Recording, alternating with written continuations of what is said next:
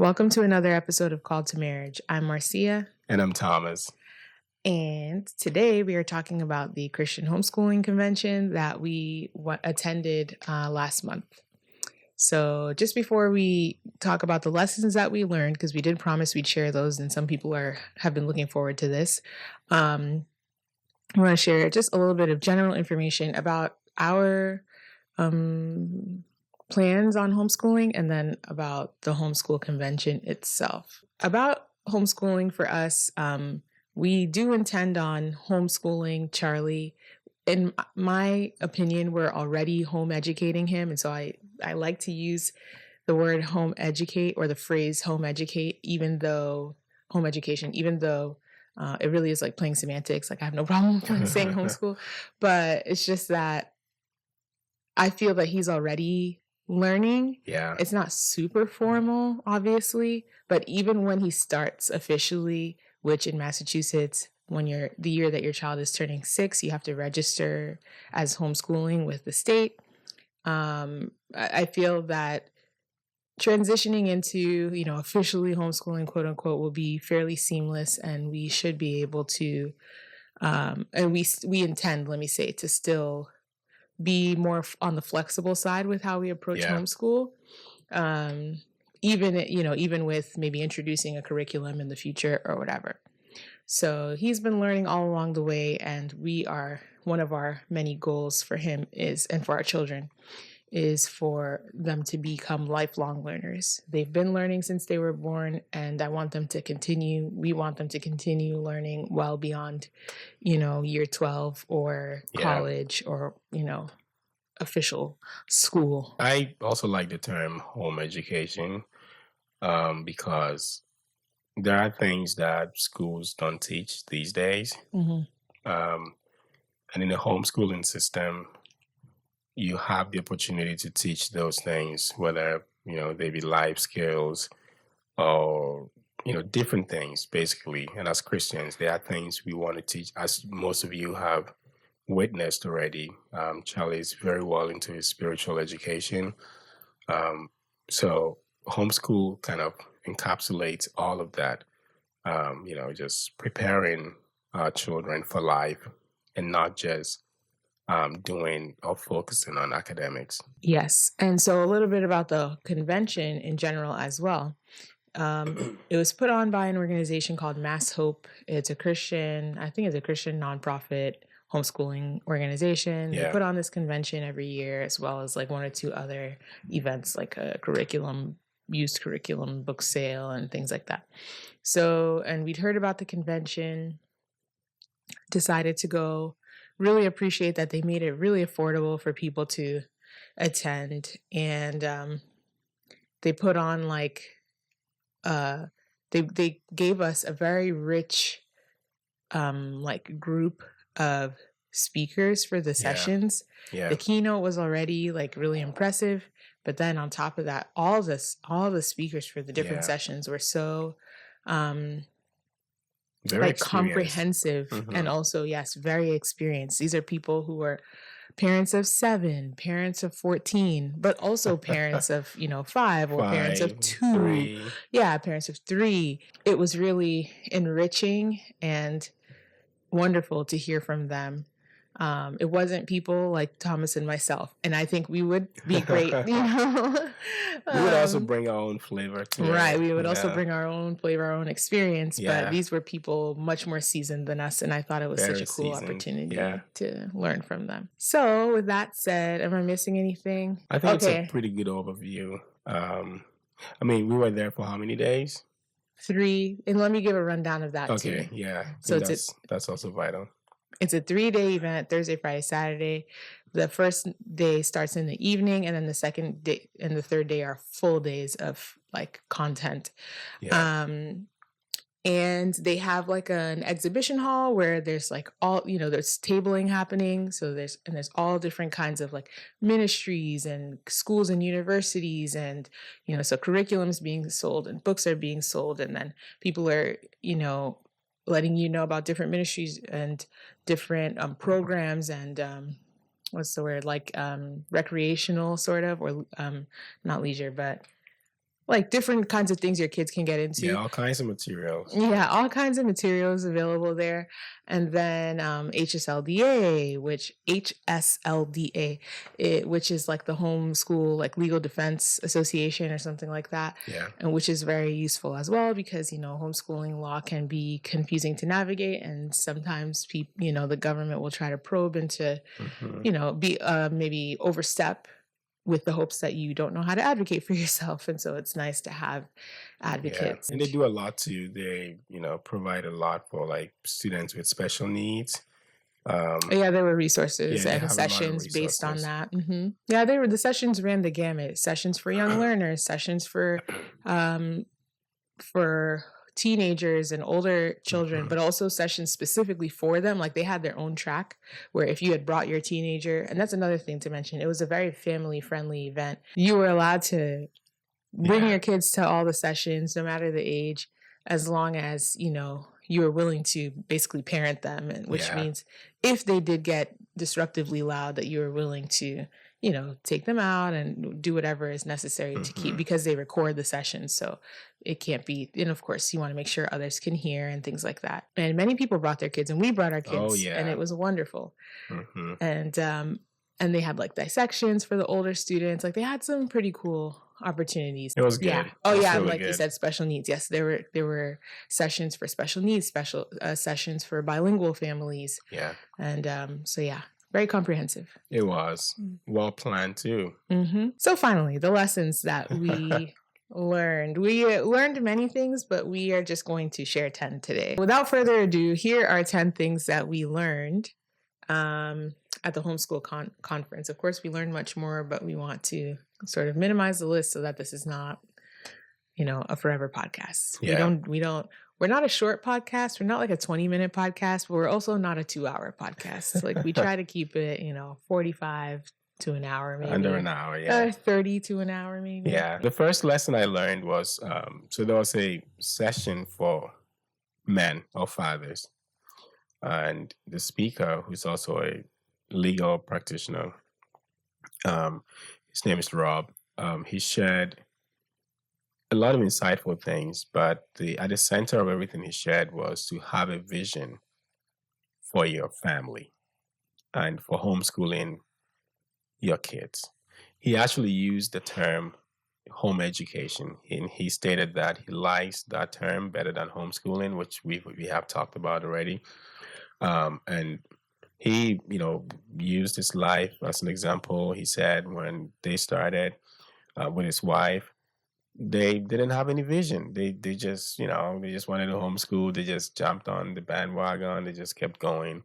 And then in the middle of it, challenges started, arising, and they felt very down. And they learned quickly that was because they didn't really know where they were going. So they didn't have any vision. And so the relevance or the importance of having a vision is that you can always touch base.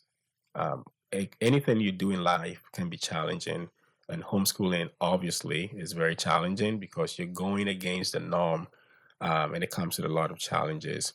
It is very, very rewarding, but it's also challenging. It helps when you have a vision. It helps when you have a mental picture. It doesn't have to be the most elaborate or perfect or whatever, but have an idea of what kind of training you want to give to your kids.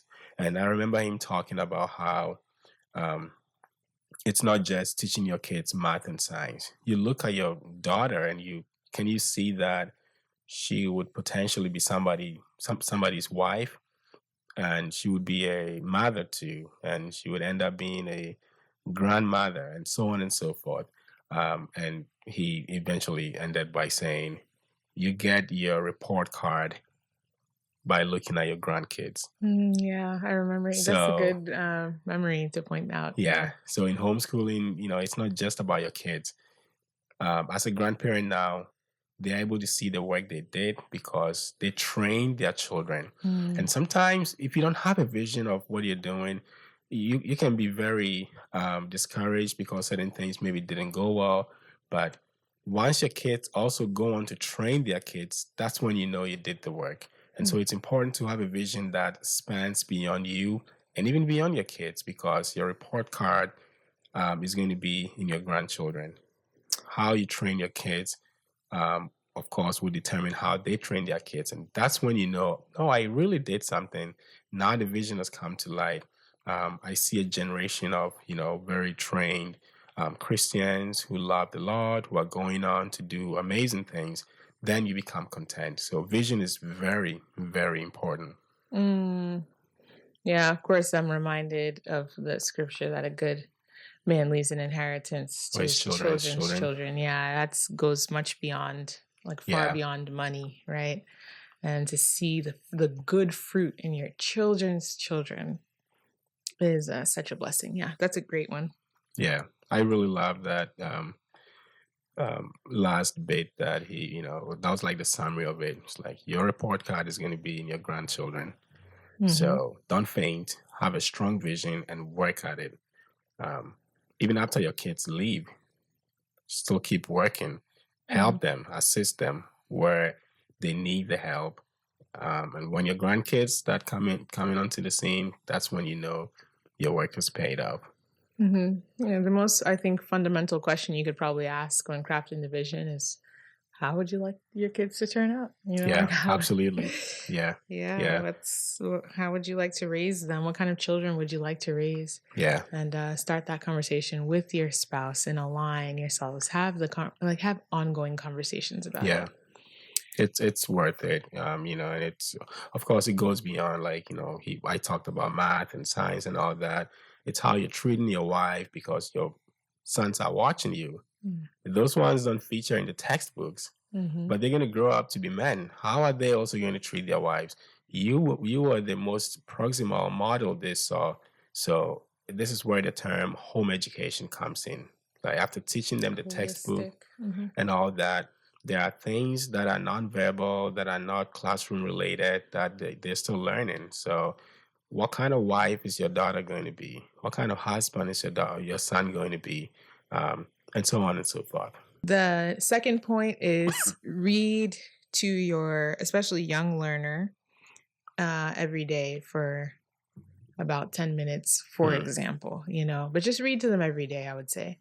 That's just like a really short and practical tip. And the reason I want to share it with you guys is because it was something that I was already doing with Charlie and have seen the fruit, so reading really is fundamental and foundational. And if you want to help your children read, sit with them and read to them, and you'll enrich their mind at the same time as, sort of pique their curiosity in language. And, you start to, form a foundation for, again, more than just like their literacy skills, but really like even their whole imagination and everything. So read to your kids. Yeah, that's definitely a good one. Okay, I'm next. And the next one I learned, this was shared by the father of the family that raised 14 kids, all homeschooled, all doing great. And he said that all saved, serving the Lord in diverse ways, and live locally to him, to where he also gets to see his grandchildren. Yeah. Speaking of getting to see the fruit in your grandchildren, they're like a big village. Yeah, pretty cool. Yeah, it takes a lot of grace to raise 14 kids. Yeah, that's for sure. And Rick said that, I'm putting it in my own words. There's a story he shared. He said one time he took a few of the boys out to the store I think it was the hardware store, to grab a few things. And on their way back, they saw a roadkill. I think it was a raccoon or some kind of animal that was hit by another car, laying by the roadside. And so he stopped and he said, well, this could be a learning moment. Grabbed the dead animal, dropped it onto their car, drove home, dissected it. Now, this might be a little graphic for some of you, but that's not the point. The point is not about Yeah, and he didn't hit the car. I mean, the animal. He just found the animal dead, And you and he said another decided to, kind. he's just gonna lay there and rot. So I would use it as a learning aid, and teach the kids something. So he took it home, just dissected it, and they basically had an anatomy or biology class in the home. And the kids were super interested. They loved it. They were asking questions. Now they couldn't cover everything, of course. He's not necessarily a trained biologist, but they did whatever they could. And he said that it opened the kids up, even kids who were not really interested in, learning some of those things, went on to become super interested, not only in the, biological aspects of life and whatnot, but in other things. And in his personal relationship with those kids, he saw changes happening where learning just became fun. They were willing to, be with daddy to learn. They quickly learned that, hey, when I'm with daddy, there's a chance I'm going to learn a thing or two. And whenever he was going out, it was like, "Hey, I want to go with daddy because, it was fun." And so the lesson I got from that is that educating your kids begins with an interest and observation, and not necessarily mastery or expertise or expensive stuff. Like that was a whole, like a full biology class they had, just going through the different parts of the animal, and the kids asking questions. What does this do? What does that do? What's this chamber? This is the intestine? This is the stomach? This is that? This is the heart, the liver, whatever. And so if you are interested and you are committed, that's enough to start teaching your kids, especially at the young and tender age, because you're not looking to raise a 10-year-old doctor. No, you're just looking to get your kids, interested in learning, helping them to think, and in formulating their own worldview and all that. And you can do that as a parent if you have enough interest and you're committed. You don't necessarily need to spend a ton of money. You don't necessarily need to be a master. So don't write yourself off by saying, I'm not an expert in this subject. No, you can still teach your kids one or two things that will help them move on to the next stage of life or of learning whatever the subject is. Another practical tip from a woman, I'm going to mention her ministry or her organization, because I just felt that first of all, she's very experienced and very smart. And second of all, her curriculum was just beautiful and well made. So, but I don't know if I can say her name correctly. Kim Sorges Jones, maybe. But her ministry is called Not Consumed Ministries. So you can just Google Not Consumed. Yeah, go check her out. Yes. And she has two curriculums for young learners. One is called All Around Town, and the other one's called Backyard and Beyond. And she spoke about them in the sessions, and it was like, even if you don't buy the curriculum, this is still something you can do with your kids. The curriculum will help you along, but the concept was so very practical. I just felt it was worth sharing. All Around the Town, take your kids around town. It takes some planning, but literally drive around the town. What do you see? Oh, I see the dry cleaner. You know what? I've only ever seen my dad drop off his blazers and pick them up. I have no clue what's beyond what goes on there. The veil. Yeah. How does everything, I see this rotating thing. How does everything work? And just call up a dry cleaning place and ask them, you know what? My child is so curious about how this works. Would you be willing to have us come and the fire station is often very excited to have children, the police station, the town hall, all the, places like that. Even the grocery store, you name it, get creative, the bakery,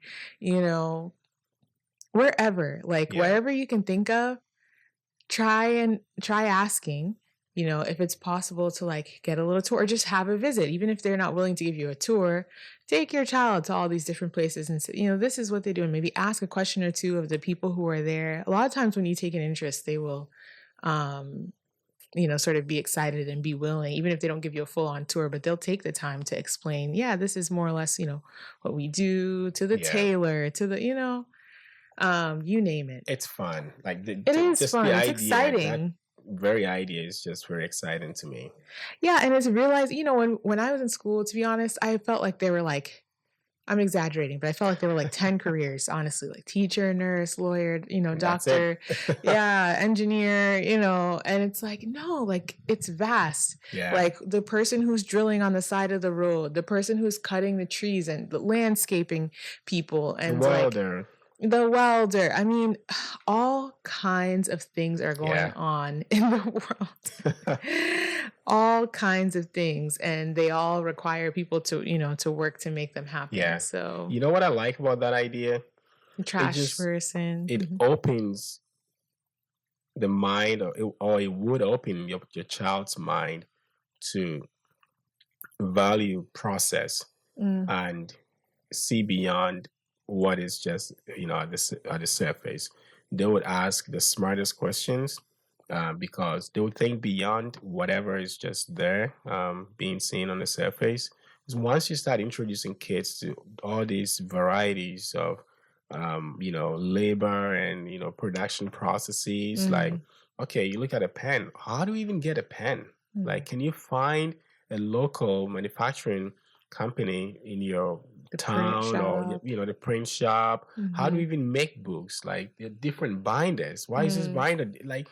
You start appreciating detail, mm, and mm. once your mind starts going there, it's like a box is opened to you, and you no longer look at things with a linear mindset anymore. You see the multiplicity of how different things come together to make one thing, and you're able to rip things apart and see all the different parts. So in you're already seeing opportunities. Like, you can the child can already see how they can position themselves in society, to earn money, because they see opportunities. Like, Mm. well, I can do this, I can do that. Well, this manufacturer needs this and that. So if I can position myself to supply this, like, they start asking questions, the supply chain, like the manufacturing process, and they become just basically geniuses, and they Their can do whatever. imagination goes And wild, I'm yeah, sure. I'm and it also reminded. helps with business, by the Mm, way, because mm, once you start understanding the different parts, how different parts come together to form, say, one company. So, okay, you make pencils. You have someone ordering or taking care of supply for lead. Another one taking care of this, the color of the pencil, the paint, who sources the paint.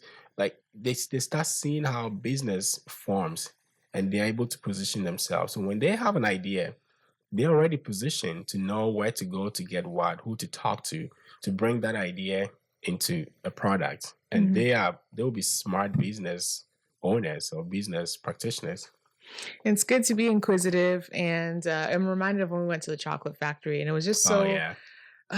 it was so multifaceted to do like a trip like that, and then it was like relevant to the 4-year-old. Like our son does not stop talking about it. He's only Oh, 3 years Charlie old, and he still. still remembers like so many details about it. But then the 14-year-old was also there and was able to ask different kinds of questions. He's Yeah. kind of got more of an entrepreneurial mindset, and he's asking different kinds of questions. Yeah. It's just nice. And lastly, while on that topic, and I have one more on that. Yeah, she recommended, if you can like bake some cookies, like the police officers love that, like, the fire people, the EMTs or Yeah. whatever, like you can offer like a bit of a gesture, Yeah. for their time. It goes a long way. Yeah, it goes a long way and Yeah. they appreciate that. Yeah. So, the other thing she talked about was backyard and beyond. Again, very like practical.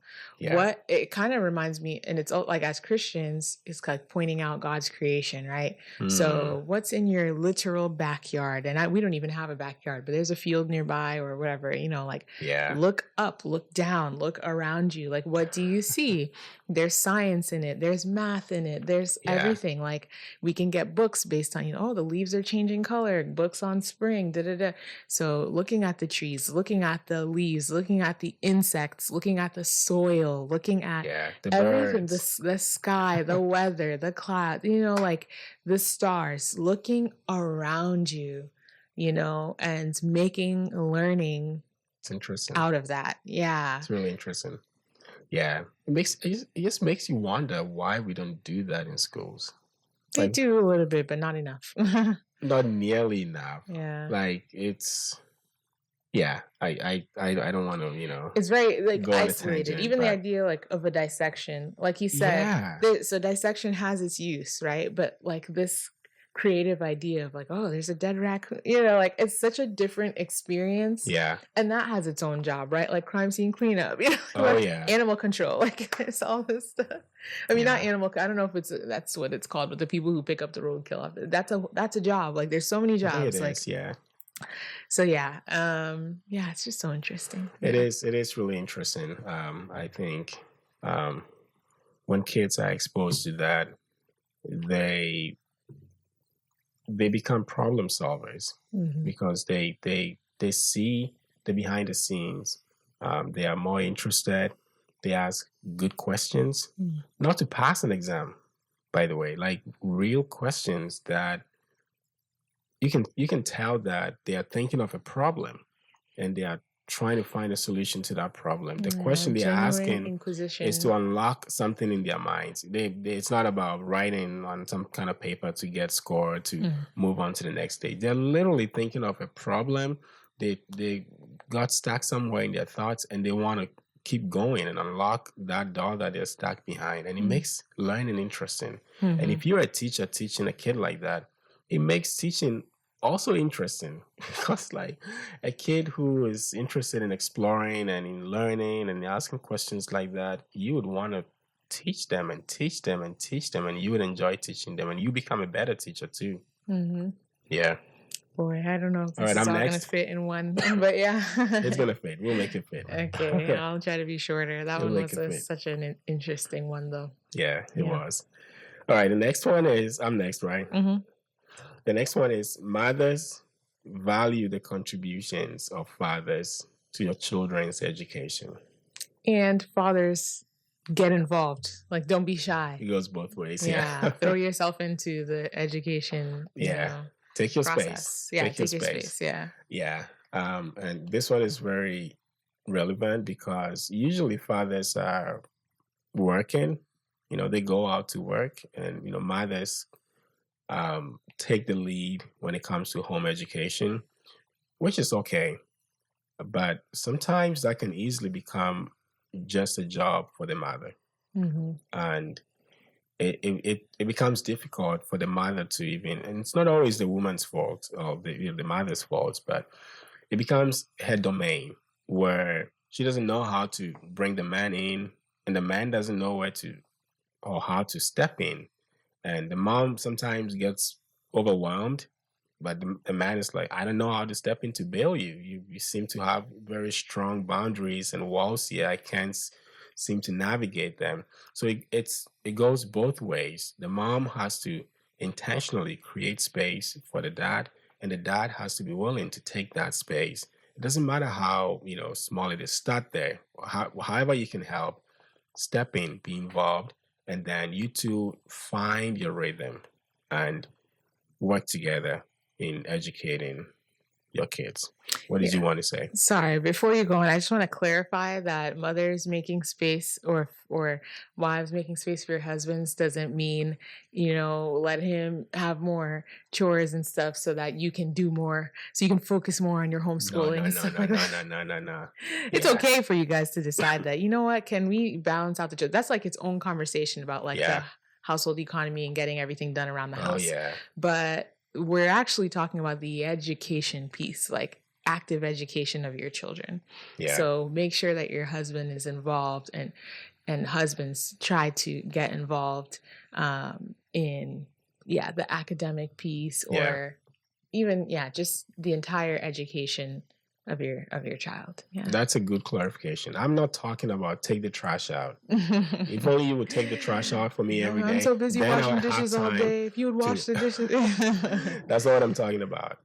No, don't be sending your husband on errands and call that. That's the help I need, but he doesn't want to do it. That's not educating your child directly. I'm talking about Right. the man having an active role in educating your children. Like whatever it is. If you are not having that space for your husband, your kids are losing or missing out on a lot of things. You might be maybe while studying, maybe you're reading certain books, you will not be able to say certain things the way your husband would say them. You would not be able to communicate certain values that would help your children the way your husband would. It doesn't matter how well you're learned, even if you're a trained teacher. There are certain things, especially when we are talking about home education and not just homeschooling. It's not just teaching the child math. Even the learning patterns, there's a way that dads communicate something. Maybe they make it even more funny. The kids just love it. When dad is around, it doesn't even feel tedious. But when mom is around, it's like, I'm stiff. It's like, I got to do this homework. But when dad is around, I actually want to do my homework. Like just that little dynamic can change the way your child sees education in general. They will be more willing to learn. So you need your man. And there is no reason to not have this in your home, especially if you're in a two-parent household, you're married, your husband is available. There's no excuse for that. You need to have a space for the man. And man, take that space. Be active. Don't be too passive. Ask for it. If you want your child or your children to learn something, you want to teach them something, take it. Take that space. Say, I want to teach the children this. Where does it fit in? On what day or days can I have this time with them? I need maybe an hour or two with them. Carve it in. I want to teach my children this. I want them to be able to know how to do this or how to do that. It could be some hands-on skill. You want to teach them how to change ties, whatever it is. Step in and take that. Come in where you are able to, confidently teach them. It doesn't have to be math. It doesn't have to be science. Even if it's some kind of life skill, you want to teach them.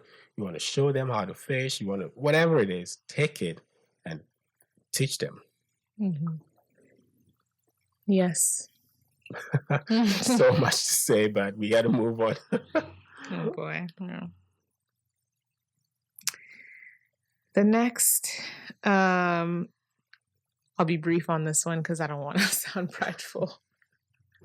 The next lesson that we learned, what are we on now? I lost track. What I learned at the convention is that we are on the right track. Okay. Thomas and I in our family, we're doing a good job. Yeah, everything I was said was like, check. We got that down. Check. We're not trying to be prideful, but that was the reality.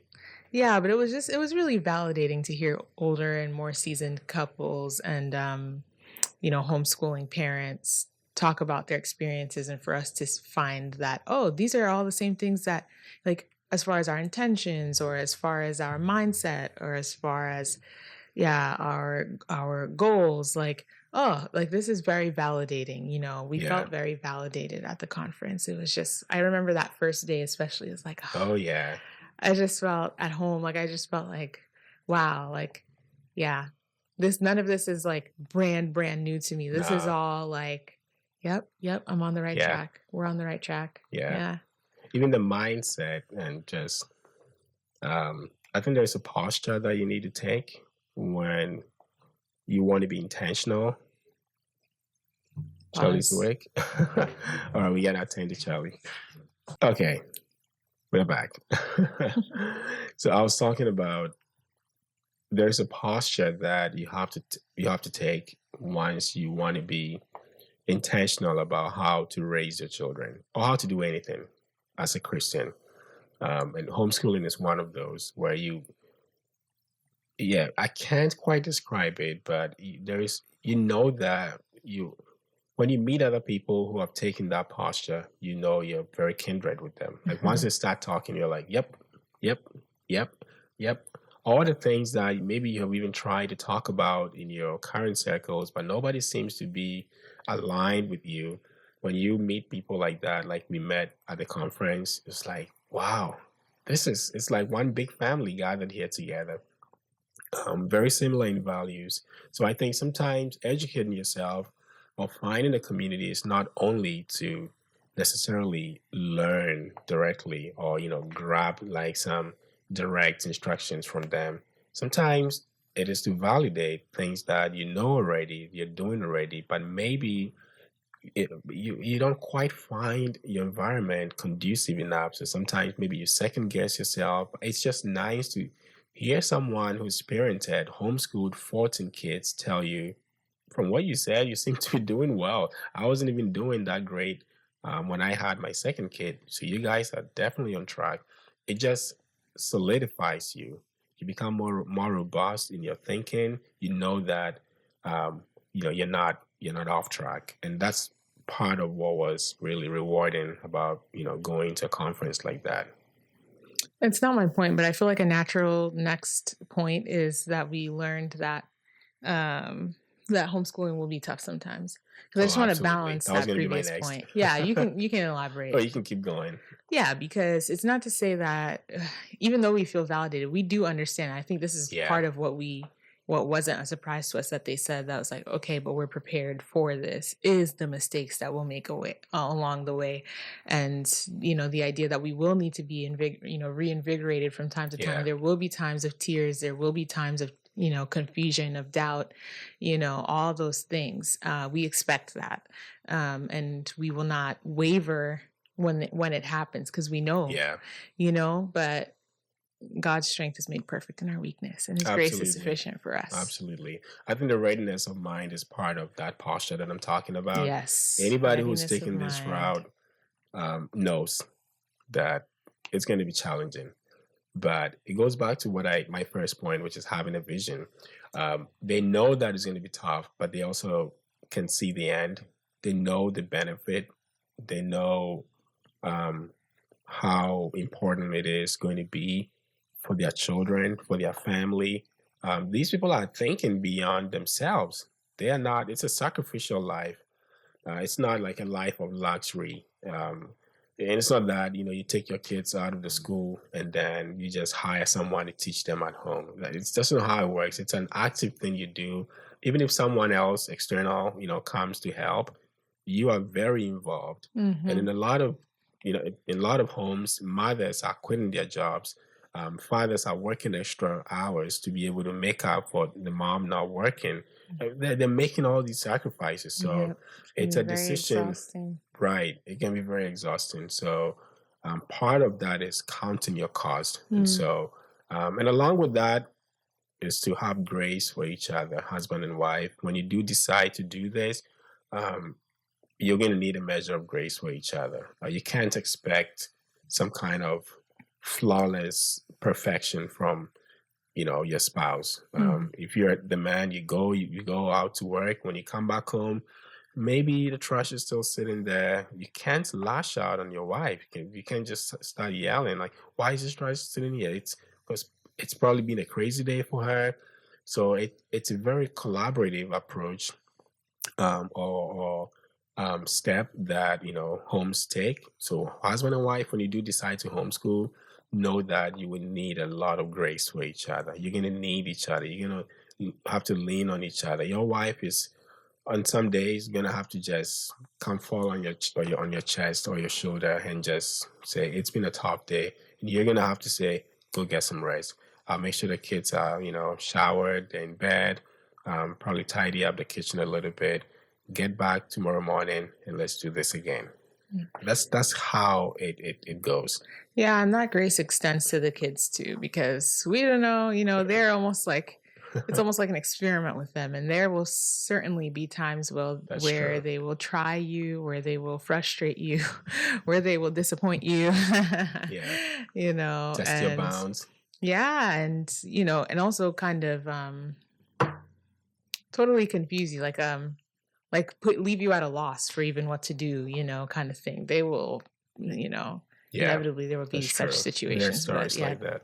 The grace extends to the children as well. Yes. Okay. So next point. What's the last point? My last? I Yeah. have 2 more. Okay.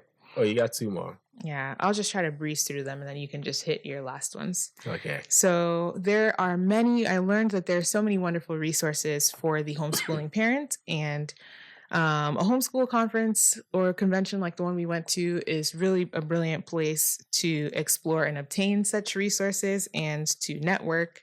There were curriculum and you could touch and feel them and flip through them. There were, there was rich literature. Was the legal defense team, so you could get connected with them. Like, that's a great resource. Home educator cards, so that the same teachers discounts that public school teachers or different kinds of teachers get, you can also get as a home educator. You can get those, benefit from those discounts. So little things like that, there were so many little things like that to learn, and we could find all of that, in the homeschool conference in one place. And yeah, it was very special in that way. And most of them at a discounted price. Mm-hmm. Oh, I guess I did only have one more. 1, 2, 3, 4. I guess, okay, my last one was socialization across ages. Yeah. Yeah, I think that was encouraged a lot in the homeschool conference. Socialization is a question that a lot of parents have. I've not even read the whole book in full, and yet I'm always pointing people to this resource, which I didn't learn from the homeschool conference, but it's by Gabor Mate. And John or Robert Newfield or something like that. I forget, but it's called Hold On to Your Kids. And it basically, the part that I read, the concept is like about that you are your children's sort of North Star. They should be orienting around you and not around their peers, because their peers are not even like established. Like they're not, that's a shaky foundation to, sort of orient your life with. But school very often teaches children to grow accustomed to peer orientation, and you'll see that switch happen where your kids go from admiring you and wanting you to be, the primary presence in their life, to always wanting to be with their friends. And now that some of that is going to happen regardless, that's like a natural transition that happens just as you age and are approaching independence. But a lot of times it'll happen prematurely, and and kids are not, and get confused and all that kind of stuff. So it's very important that children have healthy adults in their life and that they know how to interact with adults. So all that to say, socialization across ages, when you're homeschooling with your kids, they're not going to be the same age. So in fact, their schoolmates, if you will, are often their siblings who are of varying ages. They'll go to homeschool co-ops with different families with children of different ages. And one thing I've seen it with my own eyes is how that a lot of homeschooling children do play a lot better and socialize a lot better with children of different ages. Yeah. There's less bullying. There's more understanding and engagement across ages, but also like grandparents, parents, the people your kids meet at the grocery store who are bagging your groceries, who are ringing you up, who are the people at your church who you worship with, like the people of all ages, those kinds of social interactions are really like, that's the stuff of life, right? Because school ends and then that kind of interaction won't matter anymore. Like, the real interaction of life is to, be able to walk up to someone at the park and give them a compliment. Anybody, to be able to go to the grocery store and be courteous, or to the restaurant, to be able to go to church and, be warm to people and show the love of Christ, and etc., to the nursing home, and to be able to, bring art for the, whatever, like, or pray with people, or listen to their stories, old war stories, World War stories. Yeah. That's a bonus tip, by the way. The Boyers talked a lot about that. They were able to connect their kids with veterans who were able to tell a firsthand account of history. It's so much more enriching to the history that you read in books or in textbooks. But that's very important, by the way. That's very, very important. I think that's one of the things a lot of kids or young people today struggle with. You could literally go through life and never really, if you took the school system, how the school system is designed, you could go through life and not engage with other people outside of the range that you fall into, right? So Eighth say graders. right. So you just stay with Mm. your classmates and you keep going and you keep going, and you never really interact or associate with anybody older than you. You don't even know what to do when you're in the company of people who are not your peers. This is why a lot of young people will just shrink and want to be by themselves. And so it's very important to have kids be very fluid in their relationships. So it can be people younger than them, and they know how to deal with them. It can be people older than them, and they know how to be quiet. They know how to be talkative. They know how to ask questions. They know how to listen. They know how to serve. They know how to be served. All these things really form or create good characters in kids, and they just make your children more sound, and they can weather different storms. They can appeal to different audiences. They can communicate an idea and receive an idea from different um, age groups. So that's a very important one. You don't need a lot. This is also kind of common sense. You don't need a million friends. It is No. also among the socialization. Of course, peer socialization is important. We're not negating or neglecting that. Knowing how to make a friend, is important. But you really only need like one or two. Yeah, you don't friends. need a whole, a ton of friends. Yeah. Nah. And I did like how they emphasized family relationships, because people very often, or in today's society, family relationships are beginning to like be diminished. And it's emphasized that a lot of friends are better than family, and that can be true. But if you have good family, listen, family is family, and friends are friends. And if you're blessed, you might have both. We have really good friends too. Yeah. But yeah, I mean, at some point, you won't even have time to socialize with all those people. That's what I was going to say. We all know I don't barely talk to most of the people I went to high school with or college. It's hard. It's hard. Yeah. I'm lucky if I talk to some of them once a year. It's not that I don't love them, but you move on. So do you even really need all those friends? No. Yeah, it's not worth spending all those formative and very vital years cultivating something that you can't really move in life with. Like I hardly talk to my friends. Like people I called friends through high school, even through college. I don't. It's not intentional. Right? They're also busy. They have lives. It just doesn't stay. So it's not worth spending the most important formative years of your life cultivating something like that, or relationships that would not, stand the test of time. So, yeah, it's important to value family relationships, strengthen those, spend time together with your family, because those will be with you, right? Yeah. I'm next. Yes, and last. I just looked through to make sure that we hit them all, and I think we did, except for this last and most important point. Okay, great. So the last one, which in my opinion should have even been the first, Sure. Is that, and this was from Heidi, who was the keynote speaker. Heidi St. John, wonderful, fierce, courageous woman of God. Exceptional, very brilliant. Great speaker as well. Her husband was good too. Yeah. She was there with her husband, and she stressed on the importance of teaching your children to know the Lord, to know Christ, and that it's not, homeschooling is not about basically replicating the formal education that we know, or the classroom in the house, where you're just teaching your kids math, science, and some geography and all that. But that the advantage we have as parents homeschooling is that we are able to inculcate in our children these biblical values, these godly values that they will not get from the school.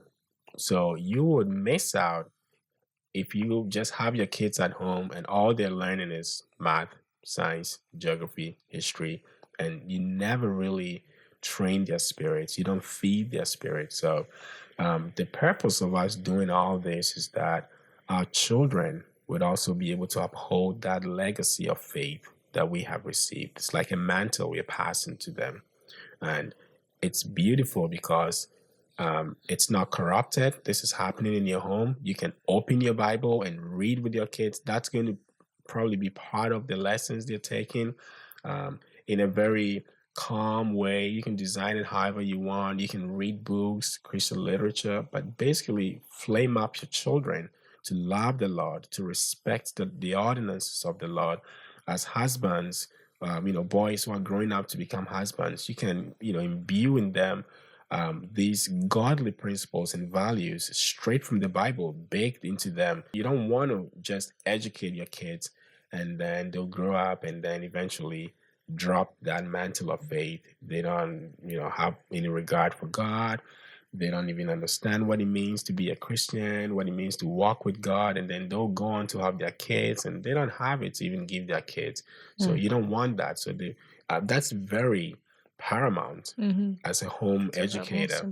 It's very important. It's very important. You can't skip that. Train up your kids in godliness. Exercise spiritual discipline in them. Flame up their spirits.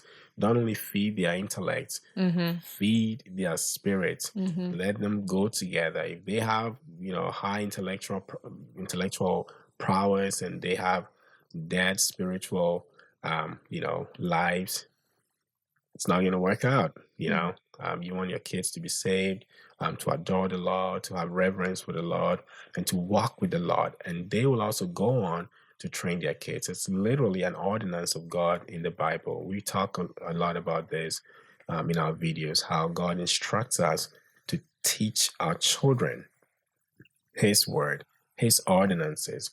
There's nothing more beautiful than being able to disciple your own kids. Oftentimes we look outside, everyone wants to go on a missionary trip or mission trip or whatever.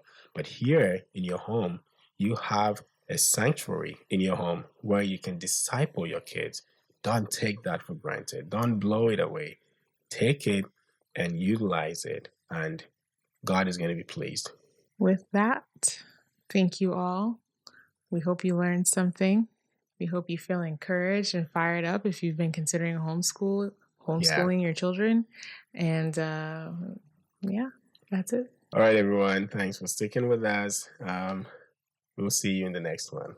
And let us know if you have any questions, if you have any experiences you would also like to share.